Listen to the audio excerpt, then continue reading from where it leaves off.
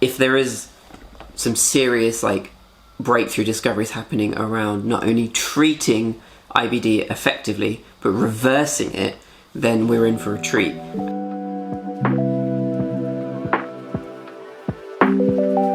Hey everyone, welcome to Game of Crohn's. I'm here in Joshi. Today we're going to be talking about some breaking news about some new research around Crohn's disease and ulcerative colitis. So a major cause for IBD has been recently discovered within the UK. These researchers found a weak spot in our DNA of people who obviously suffer from Crohn's and colitis, and this weak spot is present in 95% of people with the disease. So this story is on the BBC, it's in The Guardian, and there are some great learnings.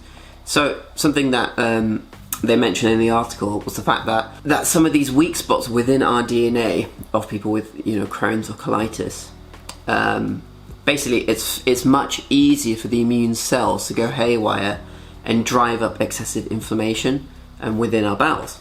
So the team of researchers who have been looking into this have found that there are some current drugs that seem to reverse the disease within their sort of laboratory experiments. So they must have experimented on mice, for instance, and with the results they've seen that they've actually managed to reverse IBD within the test subject. So now the next stage is to open this up to human trials. So obviously Crohn's and colitis are the most common of inflammatory bowel disease. Don't get this confused with IBS if you're somebody who doesn't suffer from Crohn's or colitis.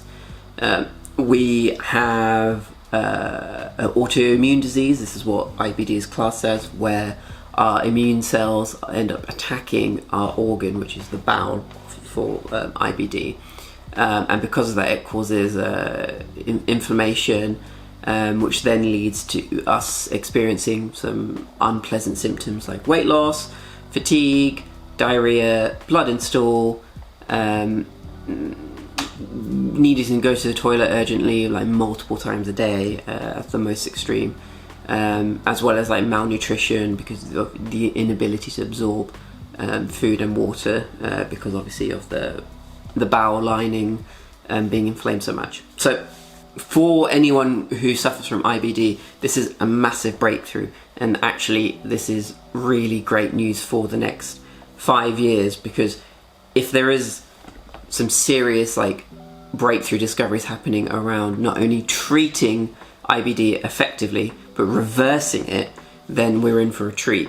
And anyone who has been living with it for a long period of time, who has been unsuccessful at staying in remission, this is fantastic news. So I would keep our hopes up, I would keep an eye on this research, and hopefully in the future this will help us stay healthy.